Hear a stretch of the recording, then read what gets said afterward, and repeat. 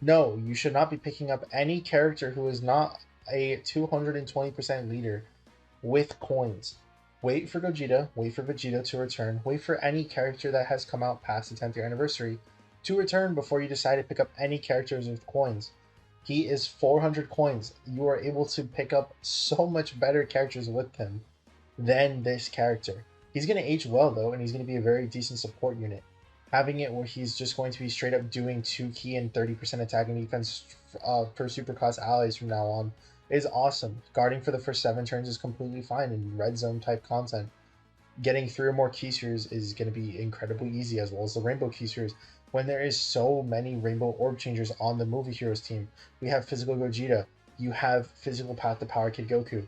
There's going to be more later on. Tech God Goku was one back then, of course. There's just going to always be a rainbow orb changer around the time period, right? So let's go ahead and look at him on the physical Gogeta team against the movie heroes part 5. Unfortunately, this is the only like team you can run him on. Uh and again, it's another reason why I can't really recommend that you pick up this character with coins is his categories suck. He doesn't have any. He has 8.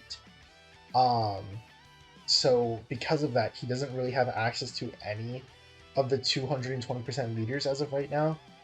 The closest that we have is Cell because he's a tournament participant leader.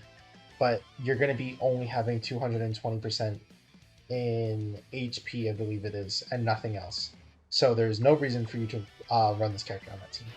So let's just go ahead and get the orbs. What is good though is that because of the fact that AGL Gogeta is so good and so decent to run with, it actually makes it a lot easier for this character to get their unit super attack as well. So we just go ahead and do this.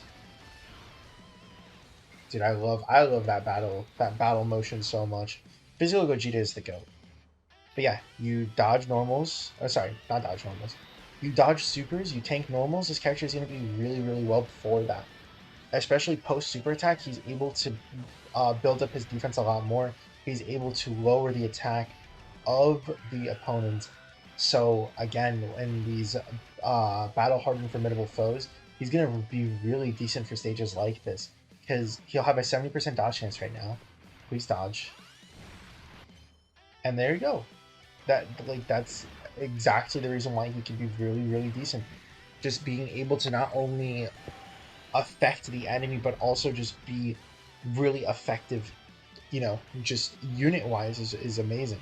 He's gonna age pretty well, in my opinion, just because of the fact that, like I said, if you're a character who can tank normals and can dodge supers, it's just how it's gonna be, right? You're just gonna obviously have to rely on that 70% chance. You're gonna have to get one rainbow keyseer with him so that way you're able to go ahead and get that.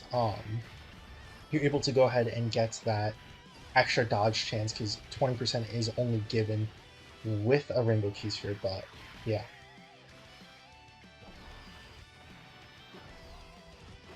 And then we can, as soon as this attack is over, we'll go ahead and pause. We'll come back to, hopefully we're able to see him. No, we definitely will. We'll go ahead and see him against the next phase as well. Dude, yeah, back to back to back crits. Okay. All right, we took a little bit of damage, but that's okay. Yeah, this is the situation I was talking about. If we get into a position where we're just not able to get that rainbow keyster, he is going to be a little bit liable just because you're not going to be able to get that dodge chance, you're not going to be able to get that extra key. All that extra stuff is definitely going to hurt for sure. But we can go ahead and get this, kind of make up for that. We'll just get all the AGL keysters. It's fine. Just let it super first. Let the super. No. Please dodge? No. Don't take that much. You have 77% damage reduction. That's fine. That's bearable. That's all we need. That is a little bit of a sad thing, is that we got him on this rotation, right? If we got him on the next rotation, we would be able to have it where we can go ahead and what's it called? If we had it on the next rotation, we'd be able to use the active skill, do the delay in attack and all that nice stuff, but as of right now, we obviously can't. Okay, tech gods are going to get all of their additional super attacks.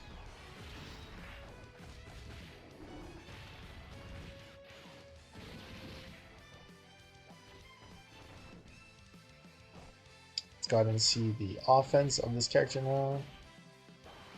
Okay, we get it. There we go. Yeah, so it looks like he's just going to be kiting around the 17 million range. 17, 18 million. And that's fine. Again, his roll is not damage. His attack stats are quite low compared to some other Dokkan Fest EZs that we've definitely seen around this time period. He doesn't have where he is type effective on anything other than the unit super attack. He's not critting. He doesn't have anything built into his passive directly except for the unit super attack, which will make him attack effective against all types just for the turn, I believe. So he's not doing insane damage for sure, but he's a support type unit. We've seen other support type units like STR, Hercule. We've seen units like Beerus, AGL Beerus, who just released during the 10th year anniversary, who I think are both really decent support units, who are just not hitting anywhere near as high as this character is for sure. So I'm not gonna take that as a negative point for this character when it's completely fine and in line with a lot of the other support type characters that have come out, right?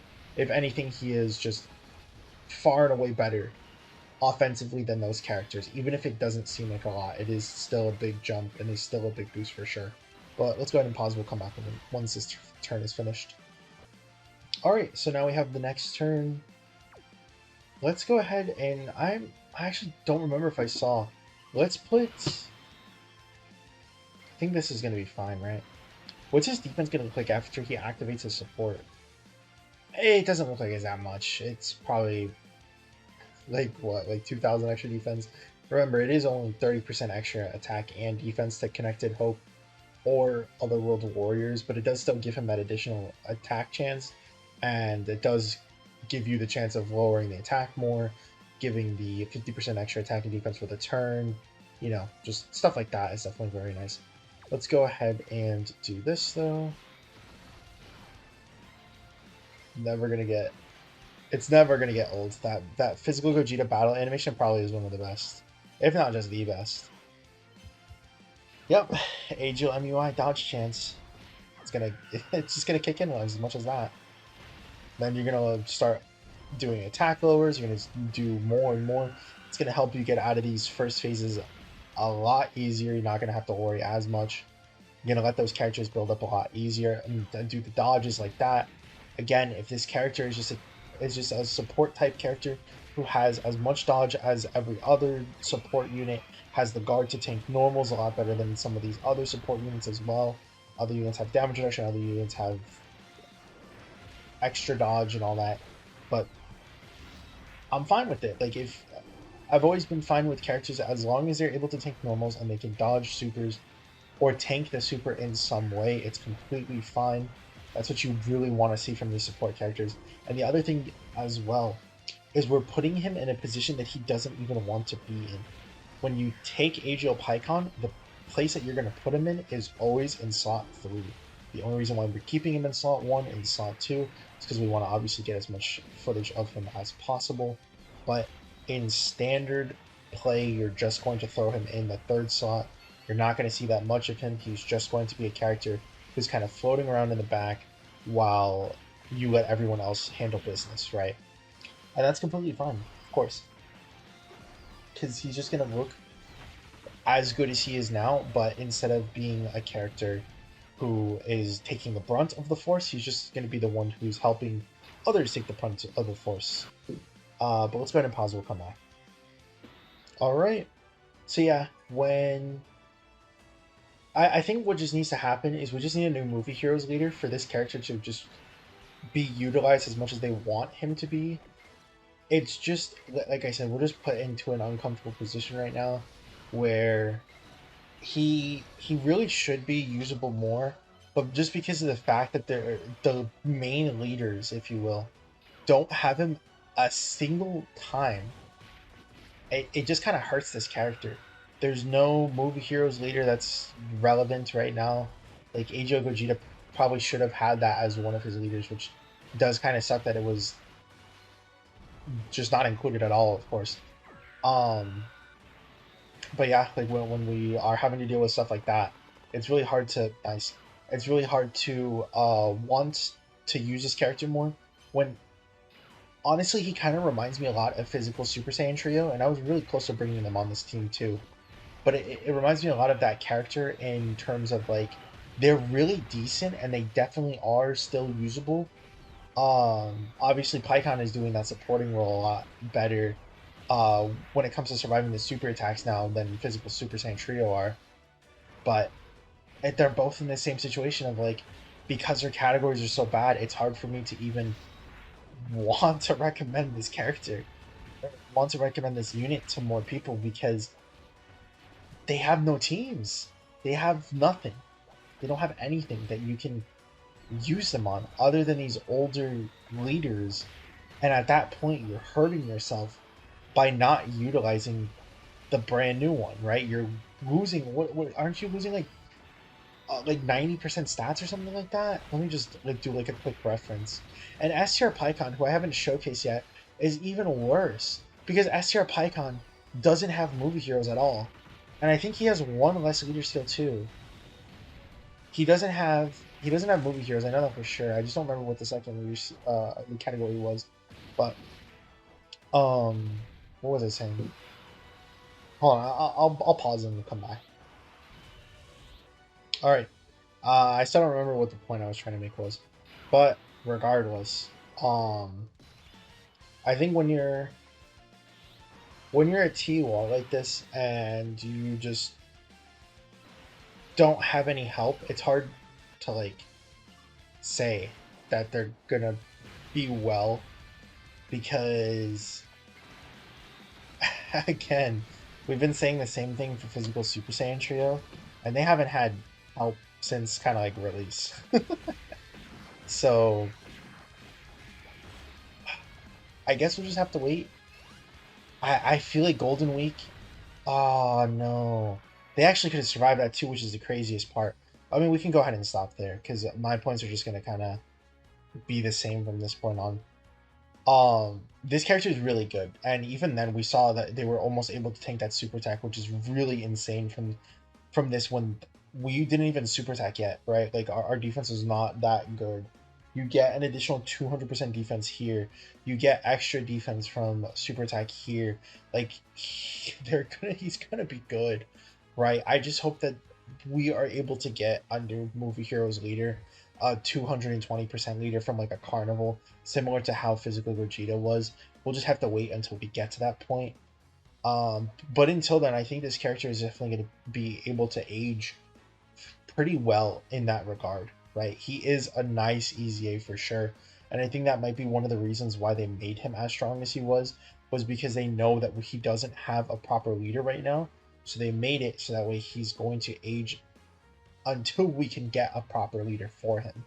Because if you think these stats are good now, wait until he's able to get that additional 20% attack, or not, no, yeah, no, 20% attack and defense and 50% HP, right?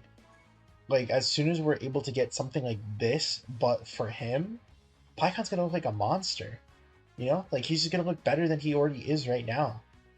And we weren't able to get it because we were obviously doing battle hardened formidable foes.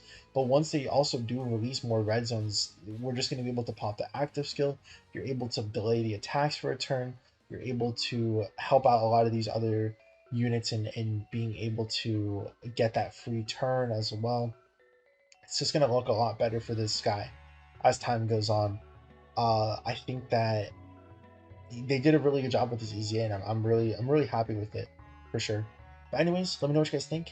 Thank you all for watching, and yeah, hope you guys have a great rest of your week. See you guys in the next one. Peace.